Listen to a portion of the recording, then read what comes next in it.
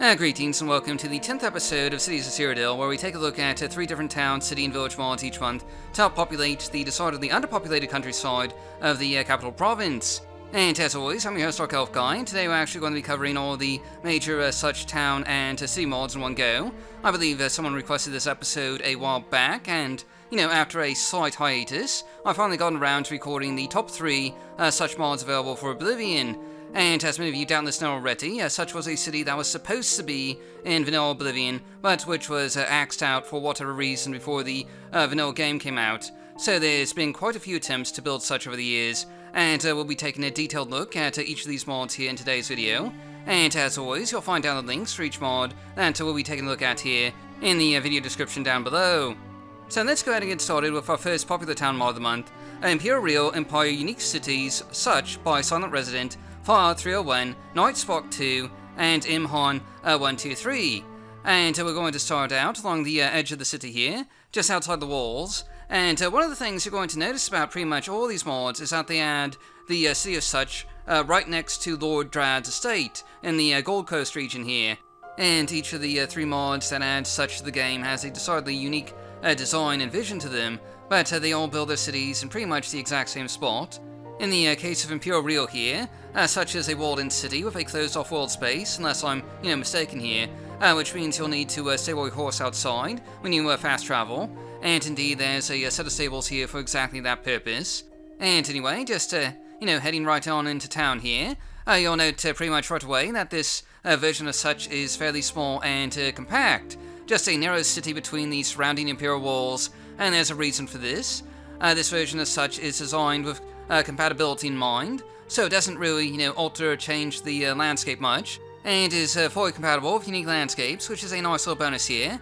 Other than that though, this version of Sutch, while it may be a bit on the small side, is also incredibly scenic and beautiful, with a nice little plaza right here between the town's main gates and right in front of the Chapel of Kinnereth, which happens to be the Divine of Sutch, since, every city has a chapel to a different divine, and Kinnereth is the only one that does not have a chapel in the base game. And one of the things I really love here is just how, compact the city is. Every bit of space is used for something, and the detailing here is excellent. While this is a small settlement of maybe only around a dozen buildings or so, it feels fairly realistic and lived in, like a, real town. And let me tell you, the verticality here is just fantastic.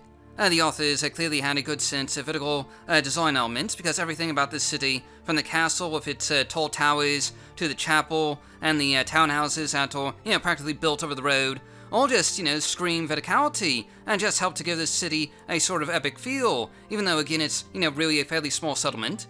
As far as exterior design goes, this is probably my favorite such mod, though it's perhaps a little weak in other areas, as we'll see here in a minute. But first, let's take a look at the map here.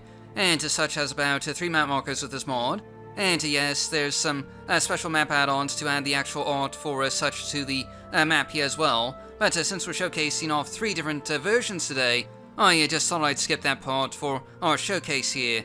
Now we're moving on to the interior side of things. This is sort of where ImpeREAL falls a little flat. Most of the interiors here are your fairly typical Imperial-style residences and shops, and there's not a whole lot of original designs about them, honestly. And indeed, several of them appear to be copy and pasted from, other towns. So you might notice a few familiar settings, like a shop run by 2 Argonians, or a mage's guild that feels just, so similar to the one in Coral. But these are minor nitpicks, and the city itself is still fairly great looking. And all in all, ImpeREAL Sutch has a lot going for it, especially in the exterior design department, with a beautiful and atmospheric city layout that takes full advantage of verticality in the design here. And while the city is a bit on the small side of things, it does have about a dozen buildings, including shops, a new chapel, and map markers for fast travel, and it also comes with support for pretty much every major map mod out there, and is also, compatible with unique landscapes.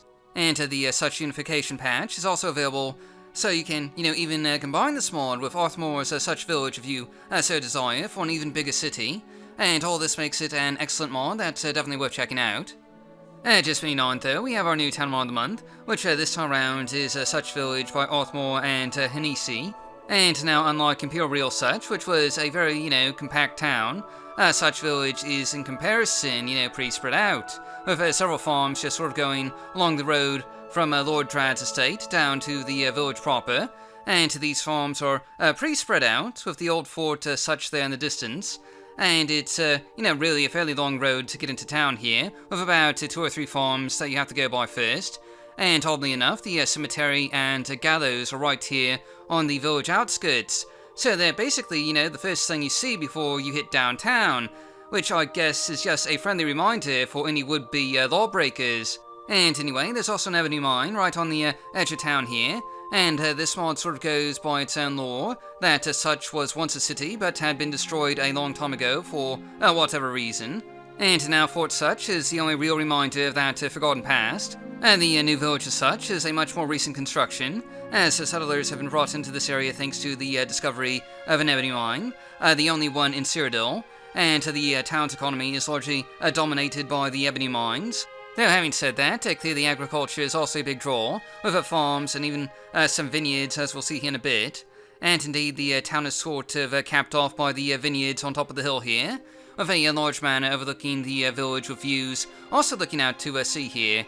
And in total, this first village here has about 12 or 13 buildings, including a couple of shops and a tavern. Though this isn't everything actually, since Sutch Village comes with 2 towns for the price of 1, including Oyster Bay, a small village along the coast here that provides sea and trading access for Sutch, and is directly connected to Sutch Village by road. This is the port from which, ebony and various agricultural goods are shipped out from.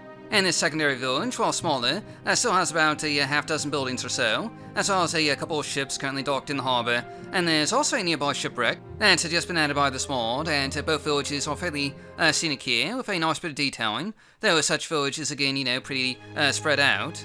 And just taking a quick look at the map here, you'll find 2 map markers, one for Sutch and one for Oyster Bay, as you might expect, so you can easily fast travel to both. And now, like pretty much every Arthmore mod, the NPCs as such have plenty of unique dialogue, and can tell you, quite a bit about the history of the village, as well as, various other residents here. There's even some pretty detailed background stories that go rather in depth with some of these characters, and this might lead to some interesting little secrets about these 2 villages, or the region as a whole.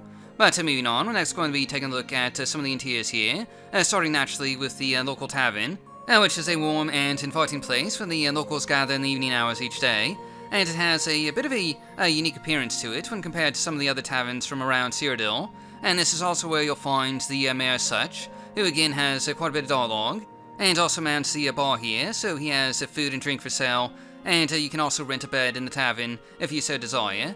And there's also a smithy shop, which is a bit on the, small side, with a rather tiny front shop area where you'll find a few weapons and armor pieces on display, and a back area for the living quarters.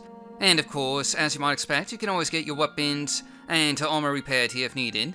And anyway, all in all, Sutch Village is a rather scenic of spread out town with a decidedly different vision than the other Sutch mods out there. It adds 2 new settlements, with a total of around 18 or 19 buildings between Oyster Bay and Sutch Village itself, and it also comes with a number of shops like a smithy, as well as a tavern, and map markers for both towns. There's also quite a bit of new dialogue and background history here, which is always something I personally appreciate. And of course, thanks to the Sutch Unification patch, you can just combine this mod with ImpeREAL Sutch if you so desire, so there's every reason to check out both of these together. But in any event, we've come to our last mod for this episode of Cities of Cyrodiil, the underrated Dragon Captions County Sutch, Sutch City by the Dragon Captions team, and building 3015. Now, I must confess, when researching this mod, I was a little confused by all the different versions of Dragon Captions just floating around on the Nexus, and after playing through multiple versions, I eventually figured out that this is the most up-to-date version of Dragon Captions' vision for the city of Sutch, and basically a remake of Sutch Reborn. And while this is really a completely different take on Sutch than the original Sutch Reborn mod, I will only be taking a look at this mod and not the old Sutch Reborn, in part because that mod had just a lot of issues. I ran into more CTDs and game freezes while trying to play that mod than I have for any other mod that we've ever showcased, either for Morrowind or Oblivion. And quite frankly, the city design wasn't that great in the old Sutch Reborn mod to begin with. So concluding this little rant, we're only taking a look at this version of Dragon Captions Sutch, And that's just as well because this is a really nice take on the city of Sutch. We're just going to fly around the city here a bit, and you can tell that this is probably the largest of the Sutch mods we'll be taking a look at here today. And the city here is divided between several gradually rising plazas and streets, with the main market district here on the lowest level, with a large plaza where the citizens tend to gather on any particular day. And moving up to the second level plaza, you'll find some gardens and open-air cafes, as well as all the major guilds and such, like the Mages Guild, Fighters Guild, Archers Guild, and so on and so forth. And all in all, the city design here is really quite beautiful and scenic, and I especially like that there's, some verticality here of the God Towers, Chapel, and Castle, providing some imposing yet epic vistas above the streets of the city down below.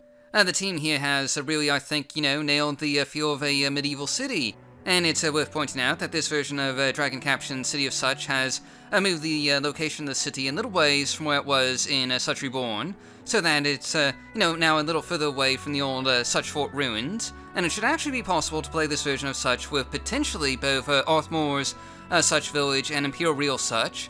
I actually haven't tested it yet, but given that all three cities are in different locations with, minimal terrain alterations, it should be possible to play them all together now, but, don't quote me on that. And anyway, we're also going to be taking a look at some of the other little mod additions included in the Dragon Caption series. And to keep in mind, these are separate mods that are meant to be played together, but don't necessarily have to be used together if you don't, want to install them. The first of which is a fortification and expansion of the Brina Cross Tavern, adding watchtowers, palisades, and a new house to the crossroads here. And the second addition here is the small town of Owl's Cove, which plays a fairly similar part to that of Oyster Bay in, Arthmore's Sutch Village mod.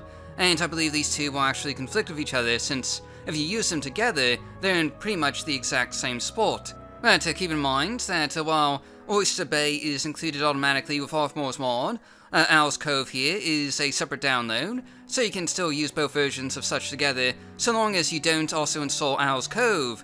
And anyway, with that warning out of the way, Owl's Cove is actually a rather nice looking seaside village in the same architecture style as Anvil, including about 9 or 10 buildings, and it's really just a pretty scenic place to, just stop by in. But moving on, we're next going to be taking a look at the map here, and you can see that Dragon Captions as such includes about 3 map markers for the city proper, as well as one for Owl's Cove if you have that installed. And yes, there's a map add-on for this mod as well that just, adds the Sutch city artwork to the world map here as well, and you'll find a link for that down below in the video description.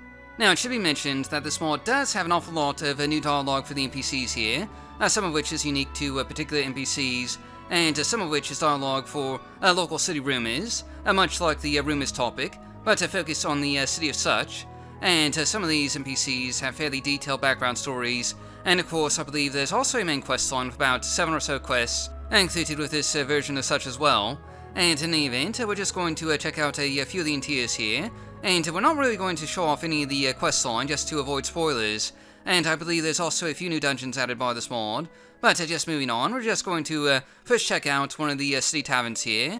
And in total, you'll find some 180 or so NPCs in the city, each with their own schedules, and with about 25 buildings. The city includes a number of shops, guilds, and other places of interest, so you'll find plenty to see and do here. And all in all, this is a pretty massive city with about everything you can imagine, with shops, taverns, scheduled NPCs, map markers, and additional settlements. It's also a pretty nice looking and scenic city with lots of verticality and a main quest, as well as lots of new dialogue, a background history, and new dungeons. And, it might also be compatible with the other Sutch city mods out there, and if that turns out to be the case, you could potentially, have a pretty massive combination of the various Sutch towns and cities, which could be a really nice feature, and more than makes this a worthwhile mod to check out. And that pretty much wraps up this episode of Cities of Cyrodiil. I will be back in about a month, courtesy of our new schedule, so until then, download links are down below. So thanks for watching, and I'll see you all next time!